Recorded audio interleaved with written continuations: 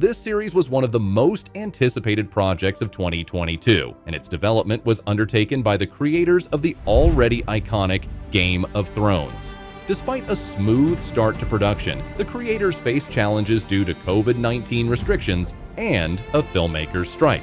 Fortunately, the team managed to overcome all obstacles and presented the world with a magnificent show that garnered universal acclaim from both critics and viewers. Movies Inside Out presents House of the Dragon is a dramatic fantasy series and a prequel to Game of Thrones, depicting a brutal power struggle among the members of House Targaryen.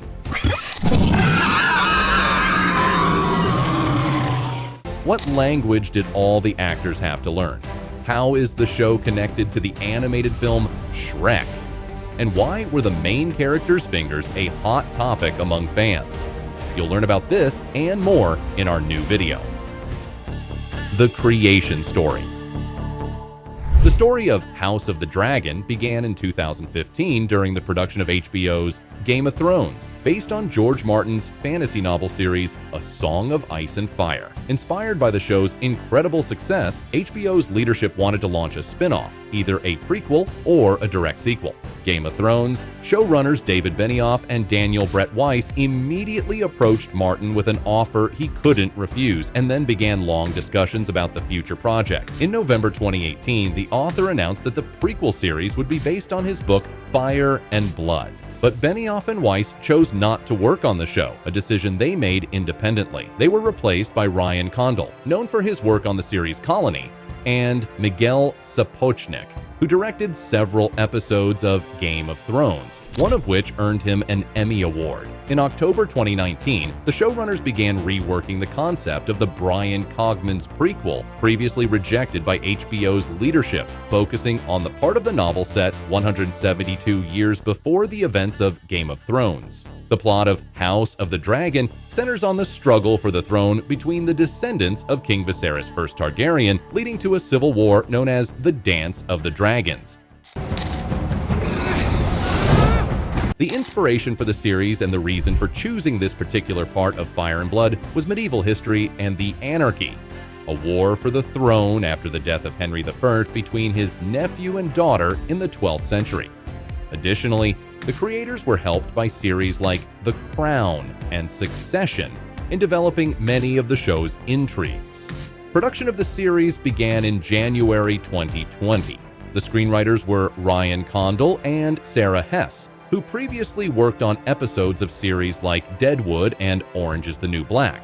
George Martin also participated in the writing process, helping to develop many storylines. To make the series more comprehensible to viewers, the screenwriters decided to depict events in chronological order and excluded the fictional historian who studied the Targaryen dynasty and various civil conflicts in the book Fire and Blood. Just like in Game of Thrones, many characters in House of the Dragon are much older than in the book. For example, King Viserys is at least 50 years old, and Rhaenyra is about 15. Whereas in Fire and Blood, Viserys is not even 30, and Rhaenyra was only 8 when she was proclaimed the heir to the throne.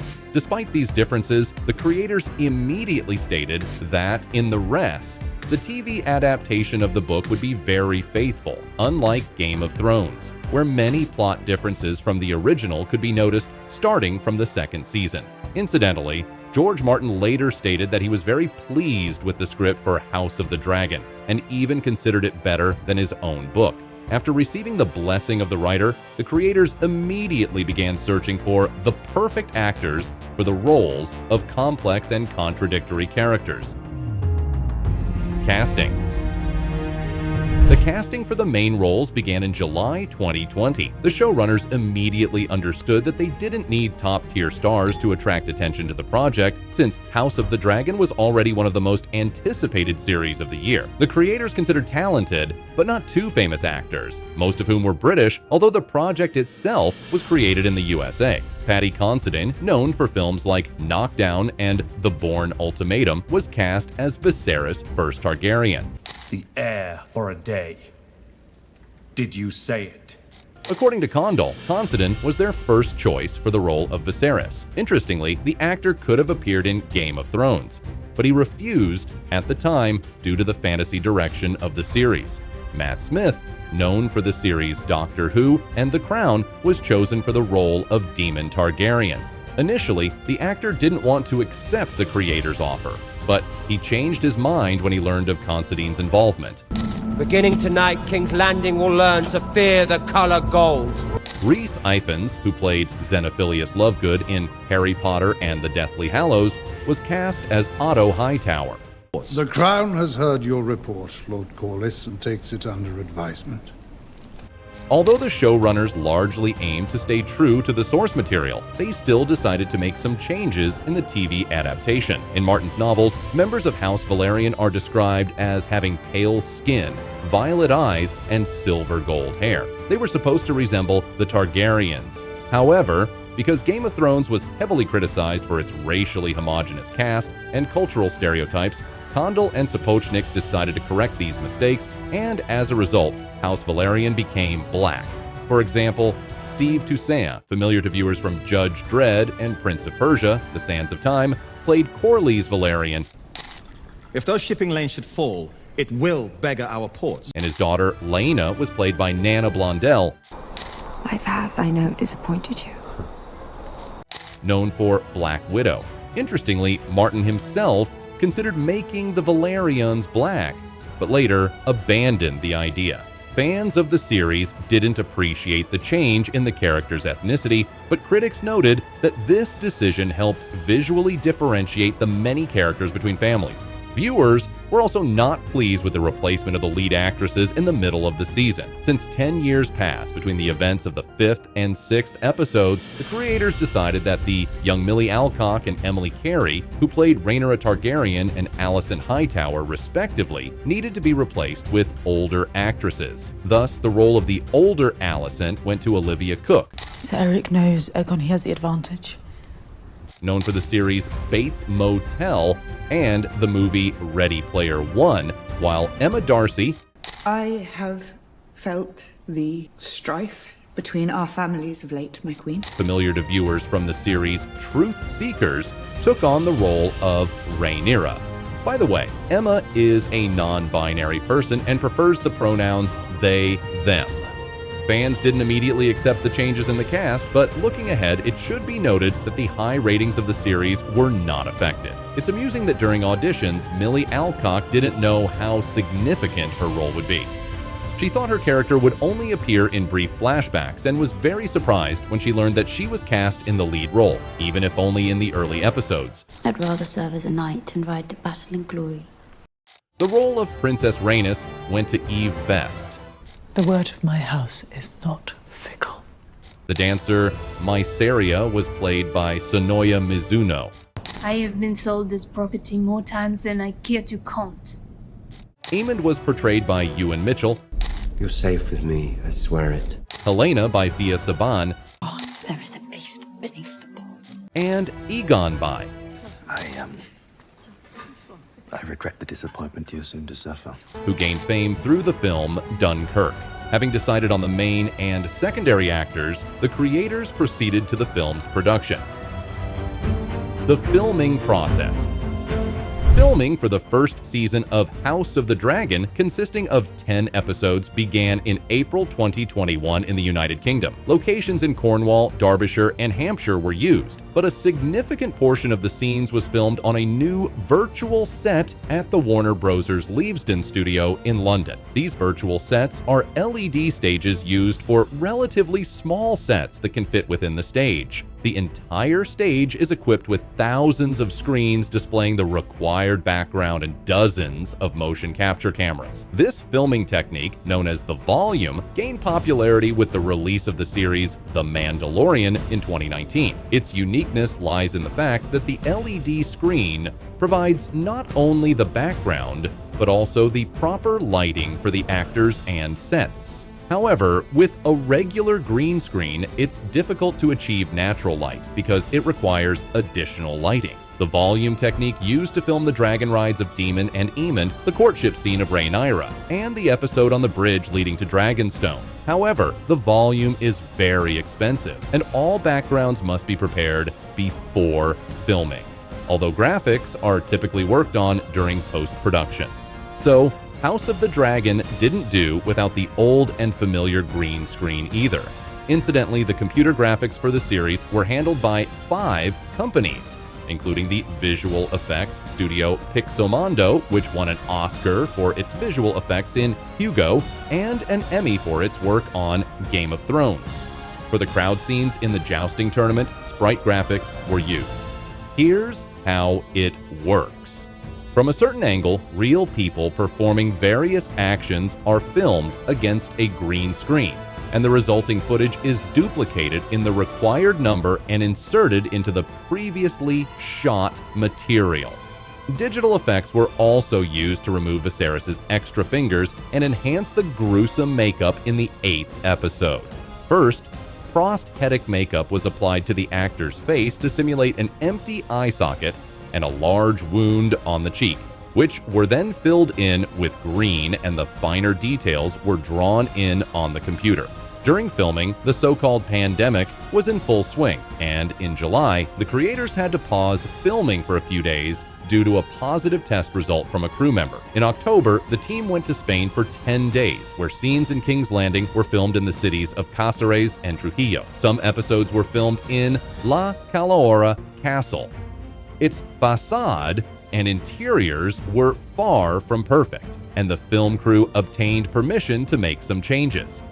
The walls were cleaned of bird droppings and painted a darker color, while inside, large frescoes and bookshelves with fake book spines were installed. Initially, the creators promised the authorities to restore the castle to its original state after filming, but the latter were so pleased with the result that they asked to leave everything as it was.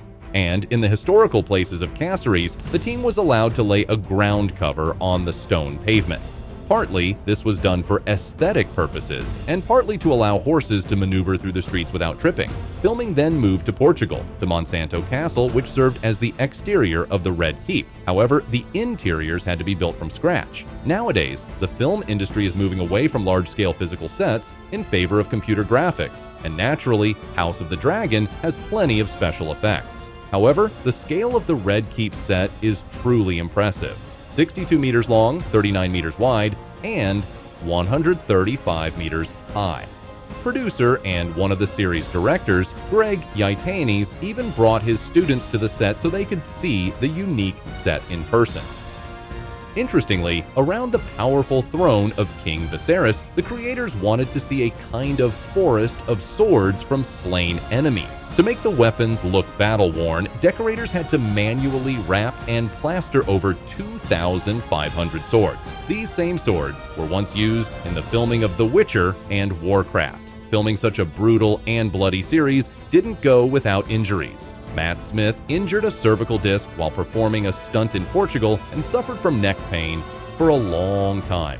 Many would probably be interested in imagining what it's like to ride a dragon. The series actors had the chance to get close to such an experience. However, according to Millie Alcock, expectations were quite different from reality.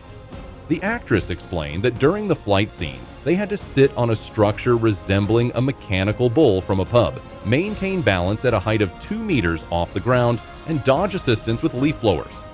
Meanwhile, the makeshift dragon made sounds as it moved and sometimes seemed genuinely alive. Matt Smith found the process more exciting, but after spending about 10 hours in such conditions, even he wanted to get off the dragon as soon as possible.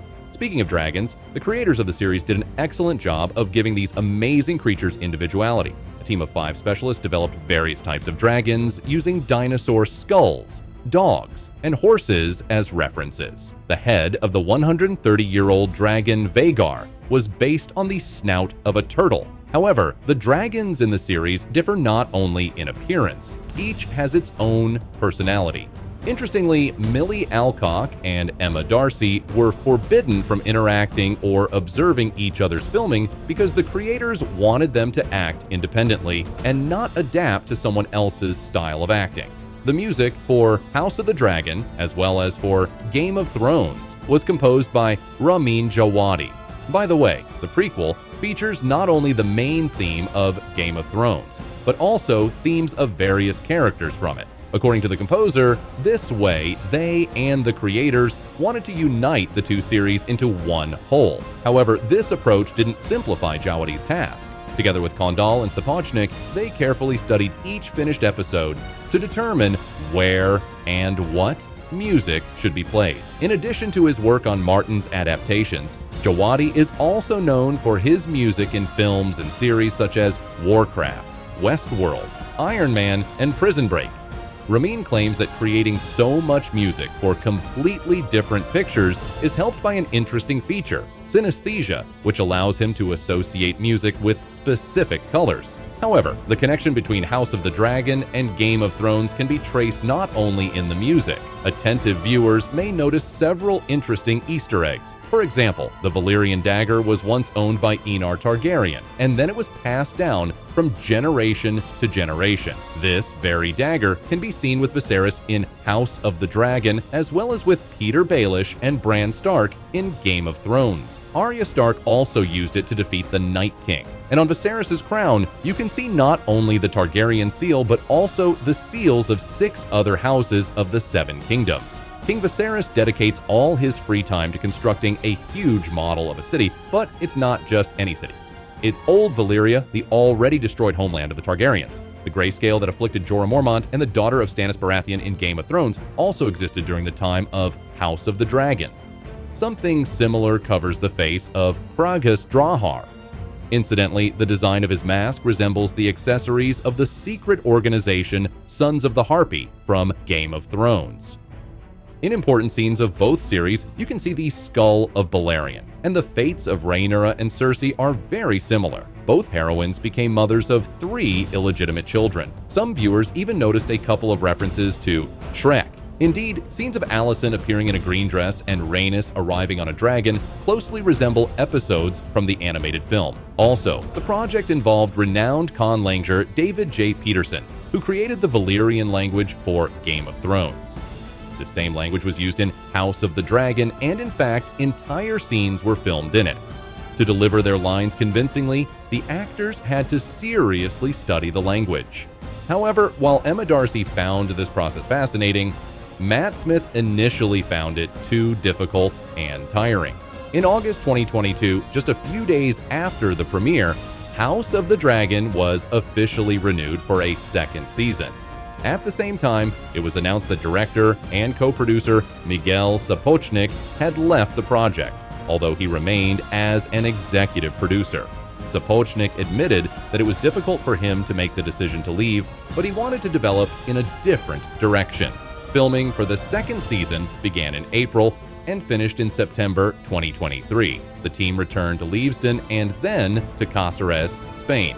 While the pandemic hindered the production of the 1st season, the new episodes were filmed during the height of a strike by Hollywood filmmakers, who demanded higher wages and a reduced role for artificial intelligence in film production. Fortunately, the issues faced by their American colleagues didn't affect British actors. However, the showrunners and writers had a tough time. Knowing what was to come, they had to significantly accelerate the polishing of the script, as they weren't allowed to work during the strike. Some actors, who were part of the striking organizations, were also torn between wanting to show solidarity and not wanting to drop out of the project. In one interview, Ryan Condal spoke about working on the next season and shared his main wish. "I want there not to be another once-in-a-generation event looming over the show so that we can calmly make the season without external negative influences." Movie mistakes and errors. Now let's look at some of the mistakes made by the creators of House of the Dragon. There aren't too many standard blunders in the series, but avoiding them altogether is almost impossible. For example, when Alicent meets Rhaenyra, Alicent's dress changes position between shots. When the perspective changes, the knight on the white horse who was galloping in front of the carriage suddenly appears behind it. When Rhaenyra talks to her mother, she sits upright and her hands are on her lap, but in the shot from behind, her left hand rests on a nearby chair. When Velaryon unfolds the map, the white object on the table either lies to the side or almost touches the map. Rhaenyra magically removes her necklace with one hand. Apparently, it wasn't fastened. In the scene where Daemon prepares to lead the City Watch into the city and gives a speech, his hair changes position twice in different shots and then returns back. A knight falls next to a spear, but when he's helped up, he's several meters away from it. When Prince Aegon tells Viserys that his grandchildren are bastards, he looks directly at him, but in the next shot, he is turned sideways. By the way, the 7th episode was negatively received by viewers due to its overly dark visuals. Some people thought there was a problem with their equipment, but no, that was Miguel Sapochnik's intent as he directed that episode. Moreover, he had already filmed an even darker episode, The Long Night, for Season 8 of Game of Thrones.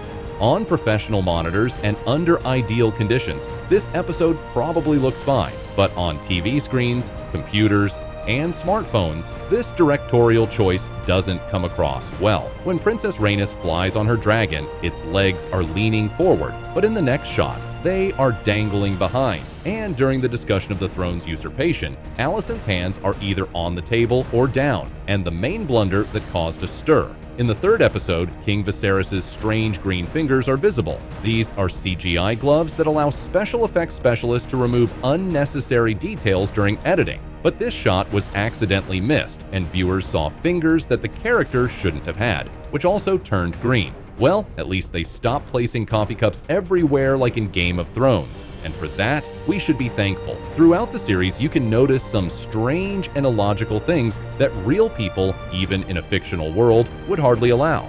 For example, Viserys' throne seems to be designed specifically for the king not to live long. He constantly gets wounds that take a long time to heal. Meanwhile, no one can do anything to make the throne safer.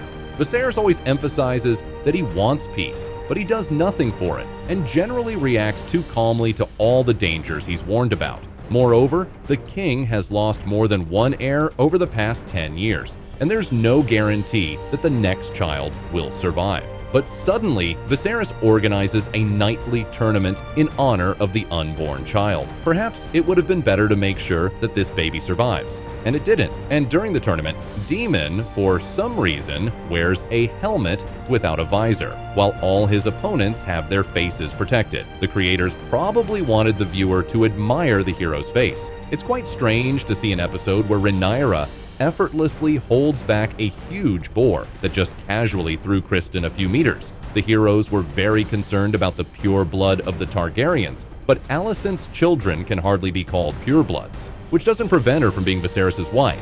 Alicent attacks Rhaenyra with a knife, but Viserys just stands there watching. But that's his daughter and future heir. He should have tried to protect her somehow. And the creatures called dragons in the series are actually wyverns. Instead of 2 pairs of limbs and wings, wyverns have fully developed only the back pair, while the front represents membranous wings. Of course, there are many more mistakes in the series. Maybe you noticed other illogical actions of the characters, or just random inaccuracies. Write about them in the comments. Deleted scenes and bloopers. And now let's move on to the review of deleted scenes from House of the Dragon. Mainly, these episodes more fully revealed the characters and clarified their motivations, but the creators probably thought they would weigh down the narrative. For example, the scene of Balon's death, the son of Aemma and Viserys, was cut. The showrunners felt that the death of a child in an already brutal series was too much. Other moments were also removed. Criston Cole's oath, a kiss between Daemon and his servant, an episode where Harold Westerling insults Criston, the first argument between Rhaenyra and Alicent about the latter's marriage to Viserys, a scene where Rhaenyra prepares Alicent for the wedding, an episode where Viserys contemplates revealing the prophecy to Daemon, Daemon's toast to Viserys, a scene where Baela convinces Rhaenys to join the Blacks, a conversation between Rhaenyra and Jace in the final episode, an episode where Daemon comforts his daughters after their mother's death, one of the final episodes where Daemon learns about Lucerys's death and thinks about how to tell Rhaenyra. Do you think the creators made the right decision to cut these scenes? Or would the series have been more interesting with them? And now, we invite you to enjoy a selection of funny moments often shared by actors and crew members on their social media pages.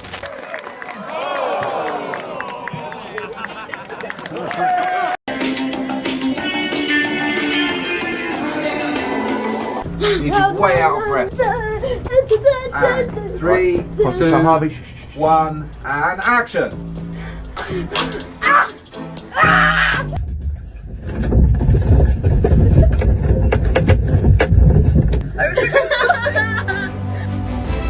Worldwide recognition. The premiere of the first episode of House of the Dragon took place on August 21st, 2022 on the HBO Max streaming platform. The budget for the first season was about $200 million, or roughly $20 million per episode. For comparison, each season of Game of Thrones cost the channel $100 million. Over $100 million was allocated for the marketing campaign of House of the Dragon.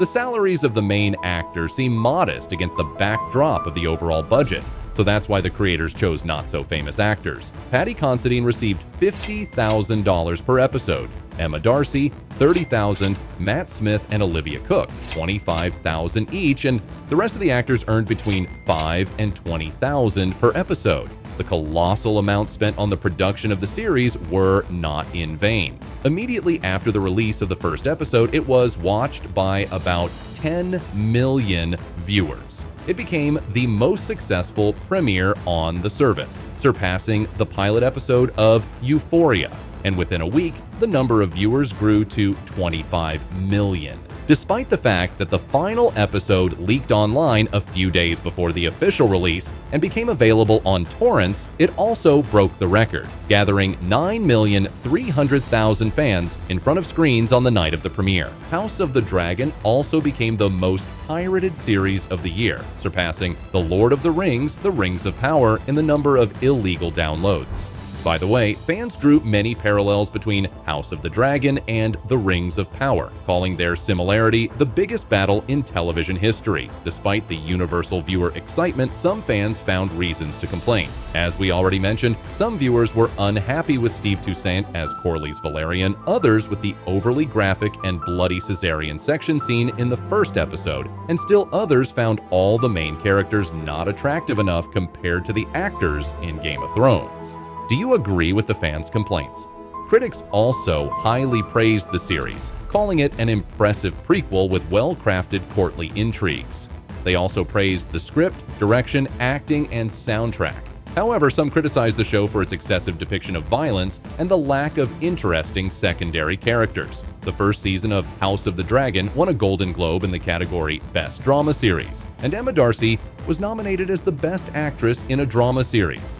The MTV Awards also noted Darcy's performance. In addition, House of the Dragon was nominated for the Emmy and Saturn Awards. The Critics' Choice Television Awards presented the series in 3 categories: Best Drama Series, Best Supporting Actor for Matt Smith, and Best Actress for Millie Alcock. But the awards went to competitors. The Screen Actors Guild Awards nominated the team for Best Stunt Ensemble in a series. However, we are ahead of at least 4 seasons, so the list of nominations and awards will continue to grow. Speaking of continuation, the second season premiered on HBO Max on June 16, 2024. Critics have already evaluated it, claiming it is even more dramatic and captivating, and they also praised the outstanding performances of Olivia Cook and Emma Darcy. And which series do you like more, House of the Dragon or Game of Thrones?